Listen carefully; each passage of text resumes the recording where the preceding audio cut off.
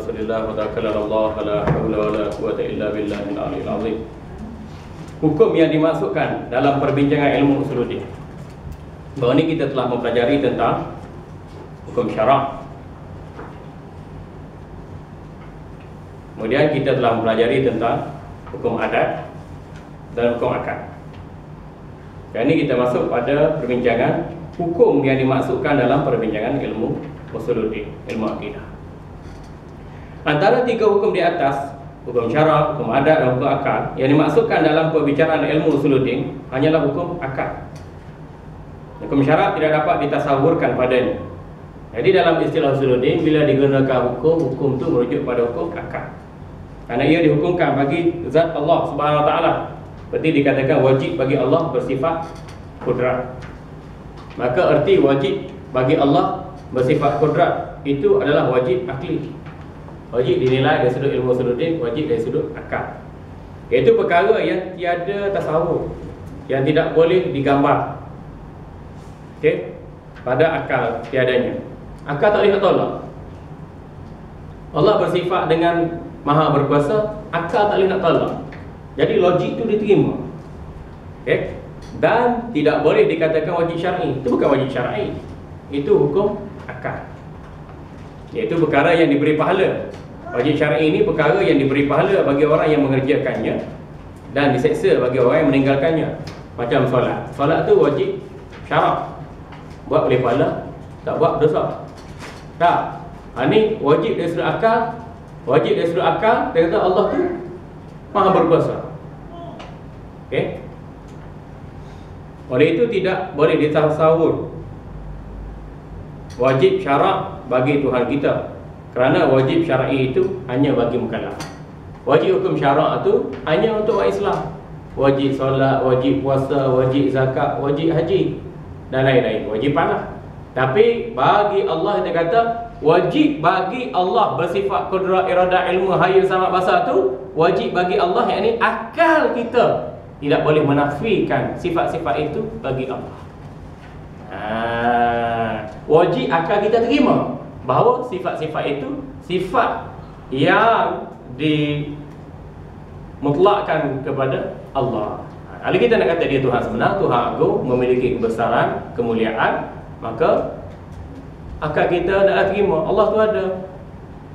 Hidam baqa mukhalafatuhu ta'ala lil hawadis qiyamu bi nafsihi wa daniya qudra irada ilmu hayy sama basakala.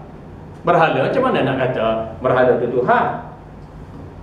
Dan berhala tidak memiliki sifat-sifat demikian. Okey. Menurut bahasa Arab, ungkapan yang menunjukkan wajib akal disebut wajibu lahu ta'ala atau wajibu fi haqqihi ta'ala. Maksudnya wajib baginya atau wajib pada hak Allah Subhanahu Wa Taala. Manakala wajib syar'i disebut wajibu ala kulli mukallafin. Maksudnya wajib atas setiap mukallaf. Ni tunggu kita nak suruh kita beza. Wajib akal yang wajib kita terima pada akal dan wajib kita terima sebagai tuntutan dari hukum syarak. Wajib syar'i, wajib akli. Wajib akli adalah logik yang kita terima tak mampu ditolak. Wajib syar'i ialah yang dituntut untuk kita melakukannya. Bahagian hukum akal. Hukum akal terbagi pada tiga bahagian: wajib, mustahil dan harus. Wajib ialah perkara yang tidak diterima akal tiadanya. Benda wajib ni tak boleh kita nak tolak. Benda wajib akal ni tak boleh kita nak tolak, tak boleh kita nak nafi. Mustahil itu perkara yang tidak boleh akal terima. Akal tak boleh nak terima benda ni, mustahil. Tengok kambing kebak, mustahil. Dia kata. Tengok gajah kepala 1000, mustahil. Manakala harus ialah perkara yang diterima akal adanya dan tiada. Harus ni benda yang boleh ada, benda yang boleh tiada. Benda yang wujud, benda yang tidak wujud. Harus. Okey. Berkata Syekh Tilmisani, perkara yang dihukum sabit oleh akal, perkara yang dihukum pasti oleh akal dan tidak diterima penafiannya, maka itulah yang dikatakan wajib. Contohnya, jirim mesti bersifat dengan gerak diam. Jirim, mana satu benda tu mesti dia sifatnya bergerak. Kalau tak bergerak, dia diam. Sifat sesuatu benda tu antara gerak dan diam. Baru kita kata benda, baru kita kata makhluk.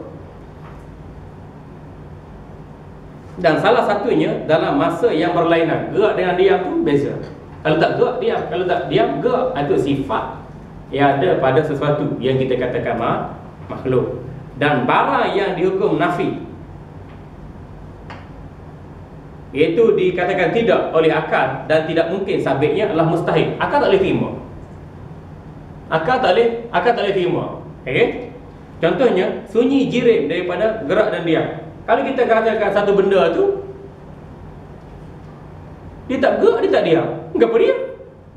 Tak gerak, tak diam. Kita kata kunci. Kunci ini sifat dia. Kunci ini benda yang dicipta.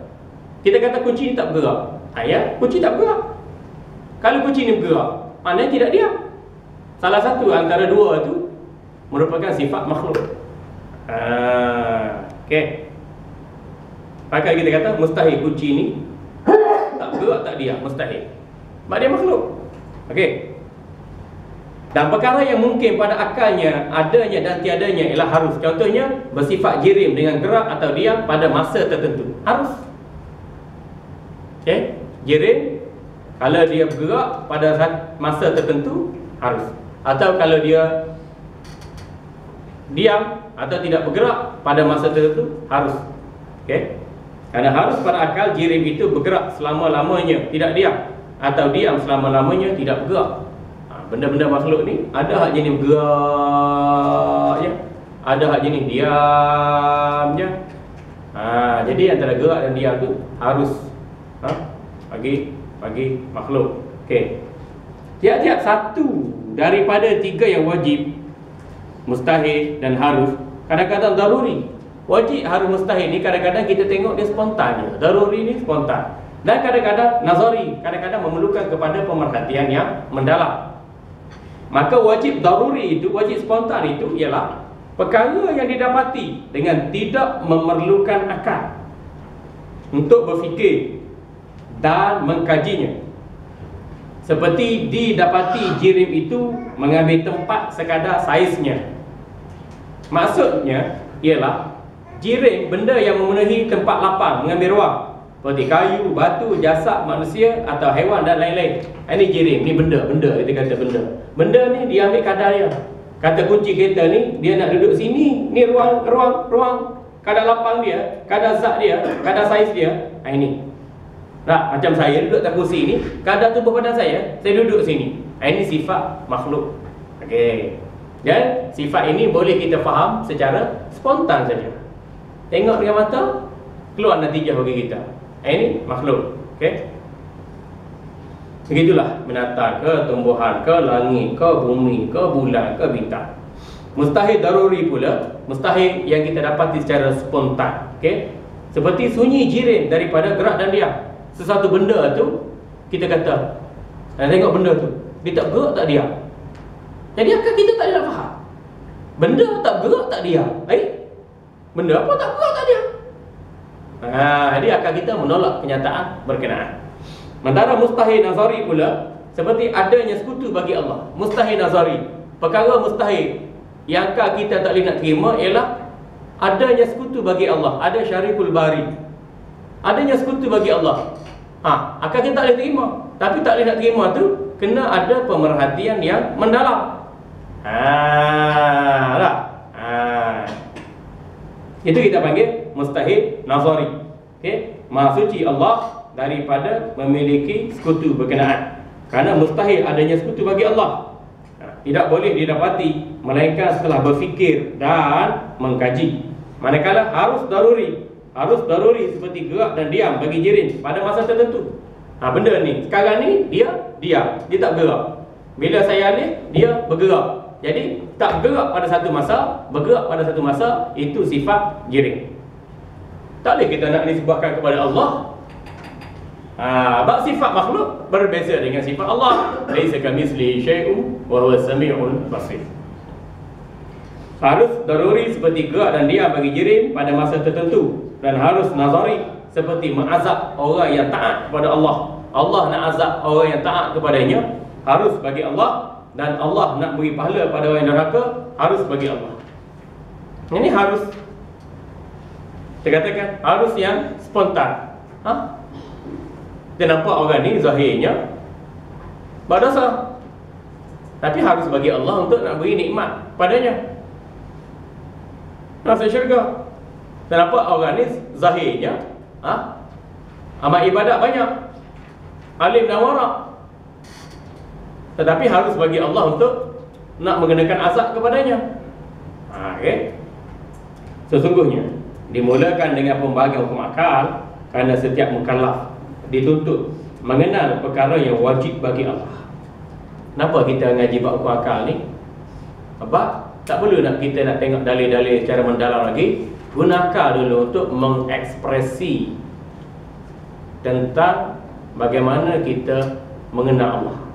Okey? Mengenal perkara yang wajib bagi Allah, mengenal perkara yang harus bagi Allah, dan mengenal perkara yang mustahil bagi Allah. Dan tidak dapat dia menghukum ke atas sesuatu dengan wajib, mustahil atau harus, sehingga dia mengetahui hakikatnya terlebih dahulu.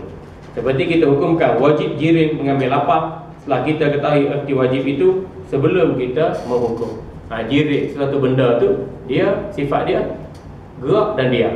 Gerak pada satu masa, diam pada satu masa. Dan jirim ini, dan jirim ini dia akan mengambil lapar kadar zatnya, kadar saiznya, kadar ruangnya, kadar beratnya untuk menduduki satu tempat atau satu keadaan tertentu. Itulah sifat jirim. Kenapa kita ada pengenalan begini? Sebab kita nak beza antara sifat Allah dengan sifat